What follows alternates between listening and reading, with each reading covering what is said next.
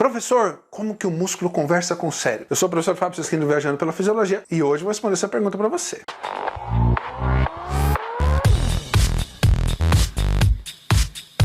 Fala galera, beleza? É o seguinte, ó, recebi uma pergunta muito bacana. A pergunta foi assim, ó, como que o músculo conversa com o cérebro? Claro que existe a forma tradicional, via as terminações nervosas. Existem vários tipos de terminações nervosas que conectam, né, o cérebro humano ao músculo, tanto para comando, para movimento, contração e relaxamento, né, que é a via cérebro-músculo, quanto os receptores nervosos, por exemplo, receptores de estiramento das fibras musculares ou os órgãos tendinosos de Golgi, que informam o que acontece no músculo com o cérebro. Mas você sabia que existem várias outras substâncias produzidas no músculo que conversam com o cérebro? É isso mesmo, e nesse vídeo eu vou contar para você. Mas se você ainda não se inscreveu aqui no canal do Viajando pela Fisiologia no YouTube, por favor, faça a sua inscrição, é 100% gratuito. Todas as terças e todas as quintas tem um novo vídeo aqui para você, beleza? Bom, vamos lá. Primeira coisa, vem aqui no quadro negro do Viajando pela Fisiologia e vamos entender o que eu desenhei aqui, né? Eu não sou um grande desenhista, mas acho que vai dar pra gente entender. Vamos lá. Então o que eu tenho aqui? Músculo esquelético, beleza? E músculo esquelético faz o quê? Contrai, relaxa, contrai, relaxa, contrai, relaxa.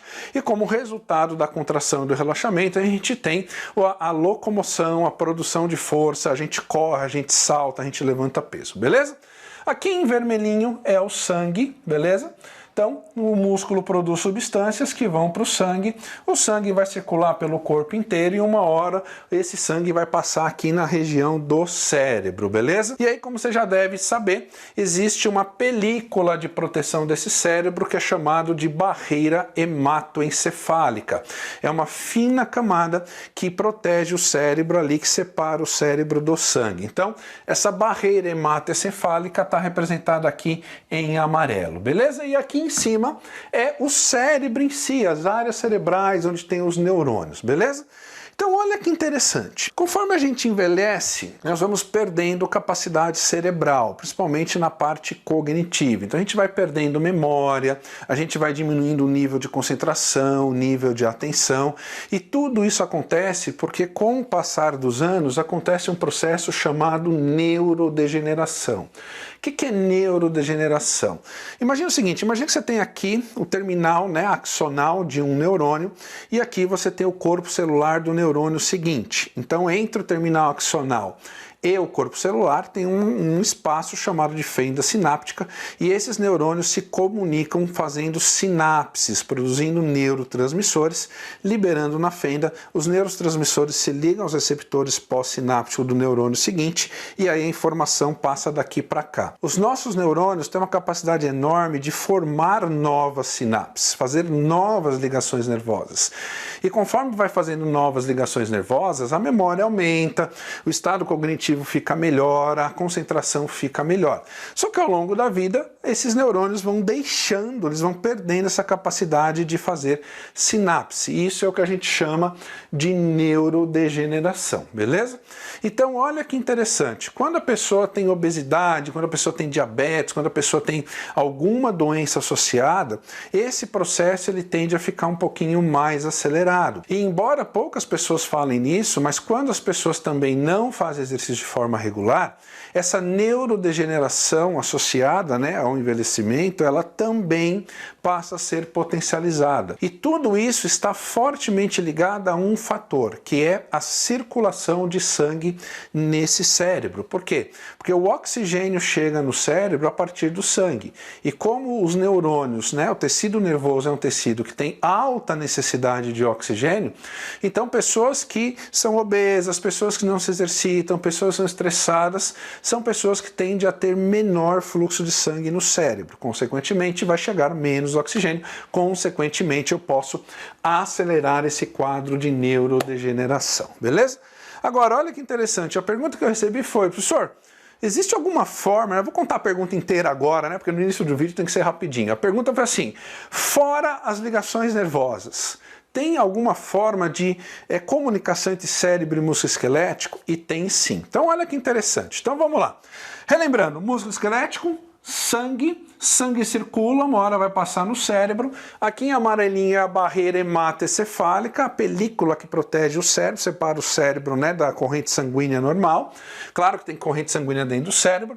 E aqui os neurônios, beleza? Então olha que interessante, quando você faz exercício, durante o exercício você aumenta a taxa de quebra de ATP, você aumenta a taxa de quebra de glicose, ou seja, você ativa o metabolismo da glicose para o músculo consumir mais glicose, gerar mais ATP, que é a energia muscular de fato, e o músculo hidrolisa, quebra esse ATP para poder liberar o fósforo e liberar energia para você correr, saltar, essas coisas todas, beleza? Então olha que interessante, quando o músculo contrai, e aí não importa se é treino funcional, se é treino com o peso do corpo, se é musculação, se é o treino com elástico, se é burpee, se é treino na piscina, se é no judô, se é no futebol, se é no sexo, não importa. O que vale é a contração. Quando esse músculo contrai, eu uso mais glicose. Quando usa mais glicose, aumenta a produção de lactato, beleza? Então esse é o primeiro fator.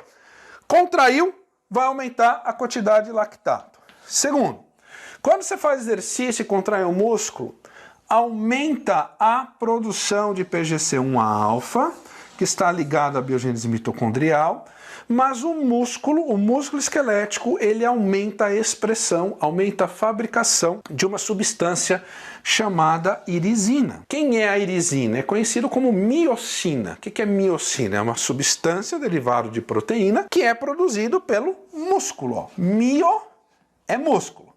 Sina, terminação ina, quer dizer que é proteína, beleza? Então olha o que acontece. Esse lactato produzido no exercício, ele vai para o sangue. Essa irisina produzida no músculo durante o exercício vai para o sangue. E o sangue circula. Então o sangue vai passar no osso, o sangue vai passar no fígado, o sangue vai passar no rim, o sangue vai passar no cérebro. E aí olha o que acontece, deixa eu pegar o giz aqui, aí quando eu tenho lactato no sangue, certo? E quando eu tenho a irisina que foi produzida no músculo indo para o sangue, professor, o giz quase caiu. Cara, ao vivo é assim mesmo, né? E eu oriento a Raquel para não cortar. Se o Nico latir, se o giz cair, caiu, vai ficar aqui, beleza? Então olha só, então o lactato que está no sangue e a irisina que está no sangue, tem que lembrar o seguinte, nesta barreira hematoencefálica, você tem receptores para a irisina. Assim como você tem receptores para o lactato. Então o que significa? Que o lactato que foi produzido no músculo foi para o sangue circulou até o cérebro, o lactato vai chegar na barreira hematoencefálica, certo? Ó, a barreira hematoencefálica, beleza? E aqui são os neurônios cerebrais. Professor, você esqueceu de escrever antes de começar o vídeo, esqueci, mas agora eu coloquei. Então o lactato, ele vai se ligar, certo? Aqui é o receptor na barreira hematoencefálica e ele vai entrar no cérebro. A mesma forma a irisina vai se ligar ao receptor na barreira hematoencefálica e vai entrar no cérebro. E aí olha que interessante, o que o lactato e a irisina vão fazer lá no cérebro? Lá no cérebro, nas células cerebrais, nos neurônios, o lactato é o agente metabólico que vai estimular o neurônio a produzir irisina. Professor, mas não é só o músculo que produz irisina? O músculo também. Agora, como que o neurônio produz irisina? Precisa produzir lactato no músculo no exercício, o lactato ir para o sangue circular, e aí esse lactato lá no meu neurônio vai estimular o neurônio a produzir irisina. Beleza? Ok? Só que ao mesmo tempo que o lactato estimula o neurônio a produzir irisina, eu tenho nesse cérebro chegando a irisina que veio do músculo, certo? E aí a pergunta é, mas por que precisa de irisina e de lactato lá no músculo? Por uma razão muito simples. Lembra que eu falei no início do vídeo por que o processo de neurodegeneração ele ocorre? Ele ocorre porque você envelhece, não estou falando só da sua avó, estou falando você. Você tem 20 anos hoje, daqui 5 anos você vai ter 25. Tu envelheceu 5 anos. Tu vai envelhecer, vai chegar a 30, vai chegar a 40. Não estou falando só do idoso. E se a pessoa é gordinha, se a pessoa tem doença, se a pessoa é sedentária, tudo isso estimula a neurodegeneração precoce, certo? E qual que era o fator determinante?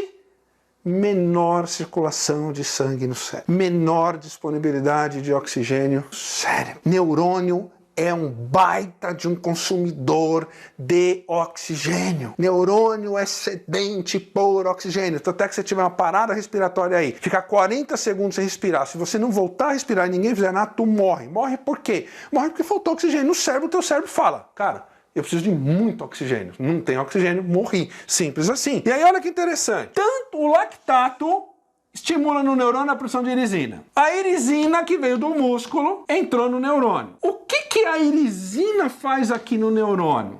Estimula a produção de BDNF. O que é BDNF? Fator de crescimento vascular. Senhor, traduz. Vou traduzir.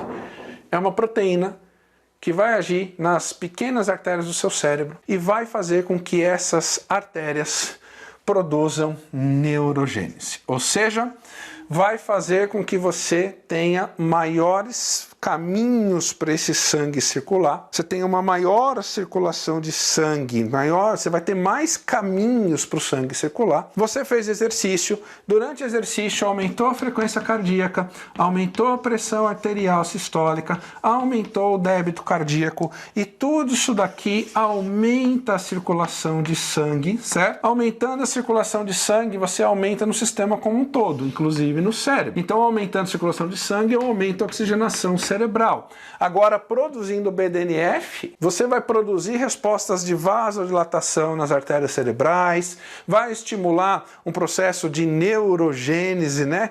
Que você vai estimular vai estimular a produção de mais vasos sanguíneos no cérebro e tudo isso contribui com a maior disponibilidade de oxigênio no cérebro. Conclusão? Isso vai inibir a neurodegeneração e vai passar a estimular a neurogênese, ou seja, maior atividade neural. Aqueles neurônios que já estavam com uma conexão, né, sináptica fraca entre eles, vão passar a ter uma conexão maior. E tudo isso é importante para a tua saúde cerebral e a tua saúde física. Então, a pergunta foi, o cérebro se comunica com o músculo se comunica com o cérebro sem ser por receptores nervosos? Sim, através de substâncias metabolicamente ativas, como o próprio lactato e como a irisina. Cara, isso é fisiologia do exercício aplicada. Quando você pega a fisiologia do exercício e você entende aqui a fisiologia do exercício e entende a ação de forma ampla no corpo. Por isso que se você, como eu, um eterno apaixonado pela fisiologia do exercício, tu curte demais assistir um vídeo desse. Por quê? Porque as coisas passam a fazer sentido para você. Então por que o meu aluno que é sedentário, que começou a fazer um programa de treinamento, depois de 2, 3 semanas, ele chega para mim e fala assim, professor, estou me sentindo melhor, estou me sentindo mais disposto, estou me sentindo não sei o quê. Por que ele se sente melhor, mais disposto, mais feliz, mais alegre? Por causa disso! Tá aqui, ó! Então, quando você entende fisiologia, você se apaixona pela fisiologia. Agora, você quer entender melhor como usar a fisiologia de forma aplicada no dia a dia das pessoas? Cara, tô deixando na descrição desse vídeo aqui um link especial que é do curso Masterclass Fisiologia do Exercício. É um curso onde eu te ensino a pensar fisiologicamente, como que você usa a fisiologia no dia a dia na prescrição do treinamento para os seus alunos. O curso é fantástico, tem mais de 10 mil alunos, vem com 2 planilhas, vem com vários bônus, 3 anos de acesso ilimitado para você e tem uma condição mega exclusiva, cara, similar ao que eu fiz na Black Friday. Tem aqui, ó. Tem aqui, ó, no link é só para você do YouTube, não adianta me chamar no WhatsApp, no Instagram, é nesse link aqui, clica lá para você conhecer, beleza?